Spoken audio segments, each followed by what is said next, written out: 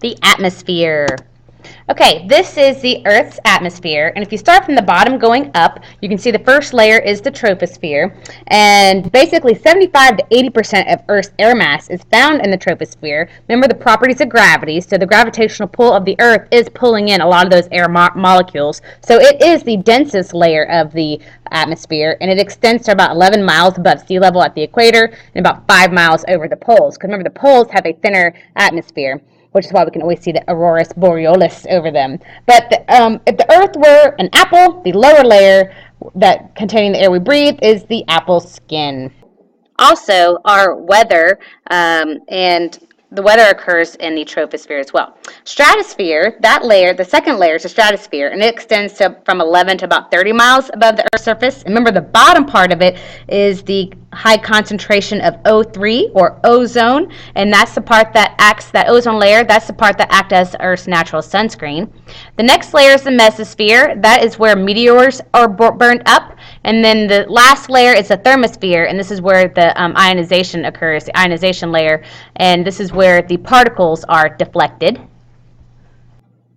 Okay, the gases of the atmosphere, 99% is nitrogen and oxygen, and it's mostly nitrogen. So basically it's about 78% nitrogen, 21% oxygen, and the last 1% is a combination of your greenhouse gases. Recall that water is the most abundant greenhouse gas. It's just not very persistent in the atmosphere. It doesn't last very long. Then you have carbon dioxide, methane, and nitrous oxide. And now you have to have those greenhouse gases to help absorb some of the heat that's reflected off of the Earth after it's absorbed, and then reflected as infrared light, so we could have a nice, cozy, comfy atmosphere for humans to live. However, if there's too much anthropogenic greenhouse gas emissions, in other words, human-caused greenhouse gases, then we have seen an enhanced, human-enhanced global warming, or runaway greenhouse effect, as some people call it. Earth has many different climates. The difference between weather and climate, weather is your day-to-day temperatures and climate is year-to-year. And we have the different temperatures and different wind patterns because air circulation in the lower atmosphere is because of uneven heating of the Earth's surface by the sun. Recall we did the experiment where you had the flashlight and it had the most solar intensity at the equator, and at the poles the light was more bent, and so it had the light covered a lot greater area, therefore it was not highly concentrated. So the most solar intensity occurs at the equator. Rotation of the Earth on its axis helps with some of the prevailing winds, and the properties of air, water, and land. Generally speaking, as you heat up molecules, they get excited and they expand and therefore become less dense. When things are less dense, they rise, and then as it cools off, they condense, and then therefore they fall, and that creates convection.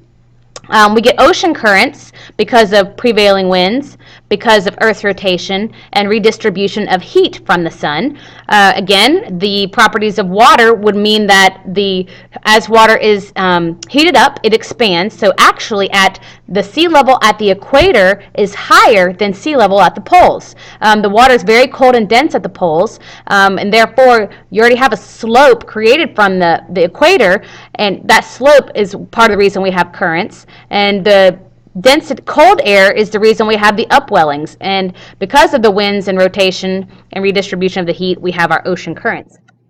What's cool about this climate map you see right here is that water has always regulated climate. So you can see on the east coast of the United States, you see the Gulf Stream right here. That's a warm-bodied water.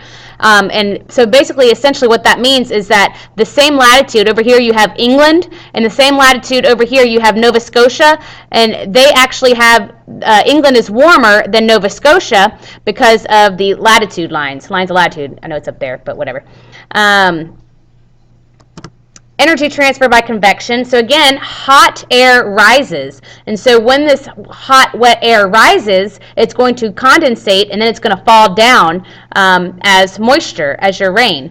And then when you have moisture falling on you, then technically that is going to be, that will increase the pressure. This air mass, then as it goes over here, it's going to be very, very dry, and it's going to cool, therefore it's going to fall downward. As it falls down, it picks up temperature, and so you're going to have low pressure. Warm air, usually, think about warm air rises, and so That's how you know, if you think of these molecules of air rising off of you, so you know it's low pressure. If it's cold, it's going to condense and go downward. It's more dense, so you're going to feel that cold air. You're going to feel that pressure. That's the difference between high pressure and low pressure. But I like this picture better if I'm talking about the moisture. So here with your Hadley cells, so basically here at the tropics, you have your moisture going, your air mass going up, and it's going to drop all its water. So by the time it goes back around here, it's going to be very, very dry. So the typical pattern at 30 degrees south and 30 degrees north is you're going to have hot, dry deserts. And when you have rising air, you have adiabatic cooling, and that's what's causing water to condense. That's number 2 right here. That's adiabatic cooling. When it comes back around again, it's going to have warmed up, and therefore it's going to flow toward the equator, and that's adiabatic heating right there. And same thing kind of happens. You'll see the same exact type of convection cell at the poles, and therefore you'll see the poles would be like your 0 degrees. That's why your poles would be desert. Obviously there's not land at the North Pole, but nonetheless it is very dry. Global air circulation. This is awesome because you can see the solar intensity at the equator is greater, and you can also see when you have your trade winds, they actually kind of follow the pattern of the arrow. It's one way for me to remember which direction my arrows start, is they follow the lower portion of your Hadley cells here, and you can see here they're following your Ferrel cells in that direction. And then same thing with your polar cells. That means the polar ones would be going downward. That being said, look what happens over here in the Pacific. Look at all those trade winds coming from north and south. That's why this area right here, this ocean is pushing, it's sloshing so much to the west. And that's why the east coast of Australia has a higher sea level than the west coast of South America, than does Peru. And that's part of why we have that awesome nutrient-rich upwelling, because you have a tilted thermocline, and that's why you have that nutrient-rich upwelling that helps feed the fishies on the west coast of Peru at your equatorial Pacific Ocean. Woo, okay, and this also, I was trying to explain this a second ago when I was trying to tell you that the air mass is similar from right here, the Hadley cell and the polar cell. So really your polar cap would be very, very dry. And down here, this one's very, very dry as well. Whereas you have your tropical rainforest here, and your deciduous, you have your temperate rainforest right here. It's another way to call that. So you have tropical dry forest right here. So basically, the biomes are very predictable based on the convection and the pattern of the wind that we have, in the circulation of the wind that we can see.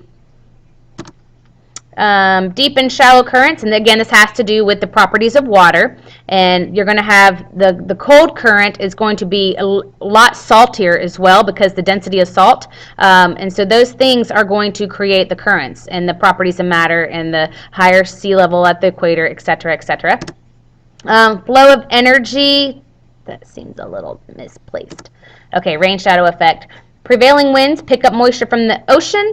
I always kind of remember Seattle, Washington is windward side. Windward, Washington, very, very, very wet and rainy. On the leeward side, it's very dry and desert-like. Very, very common on the Front Range in east of the Rocky Mountains, the Front Range. Okay, so the Coriolis effect, basically, if you were to stand, hypothetically speaking, stand on the North Pole and drop a ball, it would not land on its target because the Earth's rotation. So pilots, when they're going through air travel, they have to keep this rotation into consideration. A lot of the maps do that for them, but they have to consider where their ending destination is and put the fact that they're rotating into consideration, because the Coriolis effect, basically, it's not since the Earth is spinning, it is not a straight line path.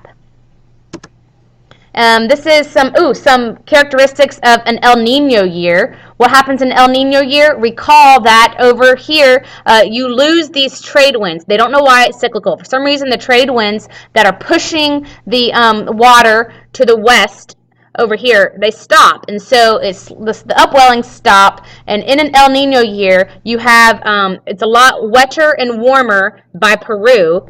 It's a lot wetter and cooler in Georgia. It's a lot warmer and drier up in Canada. That's why the 2010 Olympics they had to bring in snow.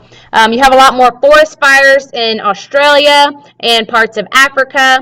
I'm sorry, South America. You have forest fires, and it's a lot drier and warmer in the yellow regions as well. So those are the most significant, I would say. During the winter, we see a lot of moisture, wet and cool. That was our flood of 2009 happened in September, if you recall.